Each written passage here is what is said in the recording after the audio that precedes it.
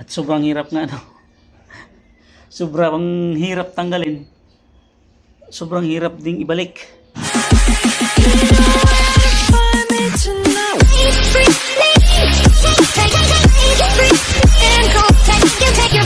Yo, good morning mga kajay. Welcome back sa ating channel. At ngayon nga ay nakalib pa rin tayo dahil palpak yung ating pagpaparehistro ng sasakyan.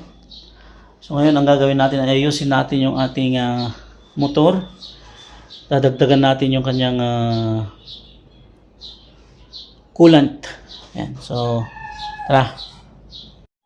Yan mga kajay, at ayusin nga natin itong ating motor. Dadagdagan natin ng coolant. Ito yung ating pandadagdag na coolant. Yan. At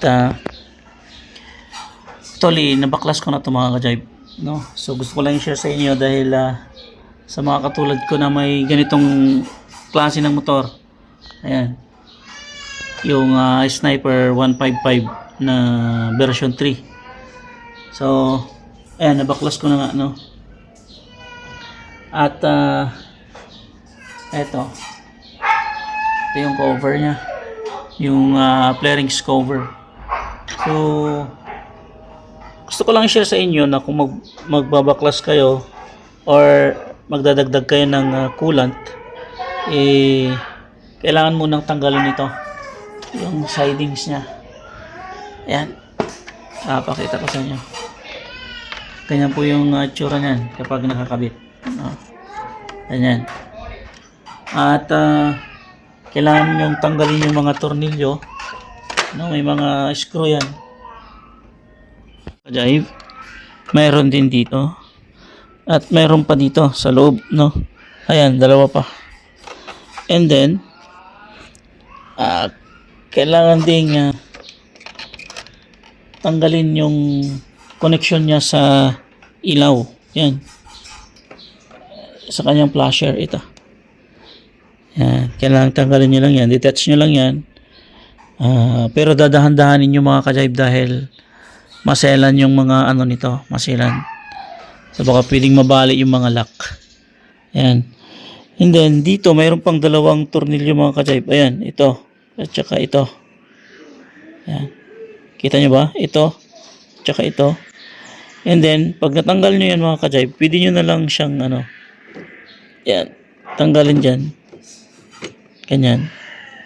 So pag natanggal na dyan, pwede nyo nang dukutin yung kanyang ano doon, yung takip. Ayan, may takip dyan yung ano natin. Ayan, ayan. Kita ba? Ayun. Ayun doon. Yun. So gumamit na lang ako ng imbudo mga kajayb, para dito ko na lang siya ipadadaan. So yan lang, no mga kajayb. Then nalagyan ko na nga yan. Nalagyan ko na yung kanyang reservoir. Diyan ko na lang nilagay. So hindi ako expert mga kajayb, pero gusto ko lang i-share sa inyo kasi baka nahirapan din kayo katulad ko. Kaya sinishare ko sa inyo. Dahil ako nahirapan talaga ako. Nakailang attempt na ako na magkarga at tanggalin yung flarings, pero sobrang hirap. Nauubusan ako ng oras. May trabaho tayo mga kajayb. Kaya sinamantala ko na ngayon na nakalib tayo. So yan, babalik ko lang ito mga kajayb.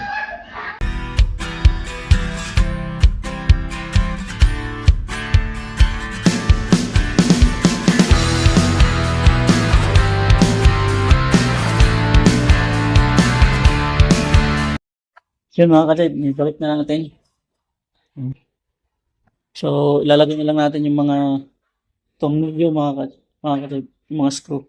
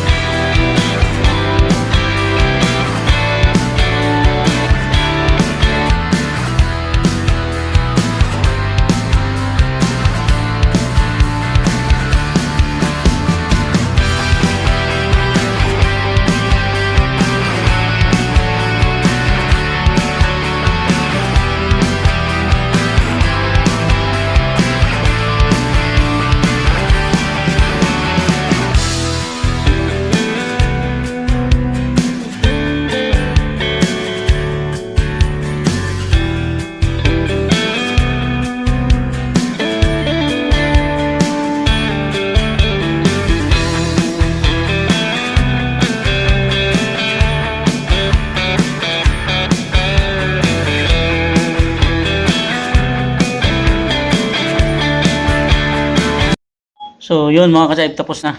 At sobrang hirap nga, no? Sobrang hirap tanggalin. Sobrang hirap ding ibalik. Grabe. It takes time mga ka-jive. Pero, siyempre no choice tayo. Kundi gawin natin dahil kailangan nating dagdagan yung coolant. So, yun lang mga ka-jive at maraming salamat. So, hanggang dito na lang. Bye-bye.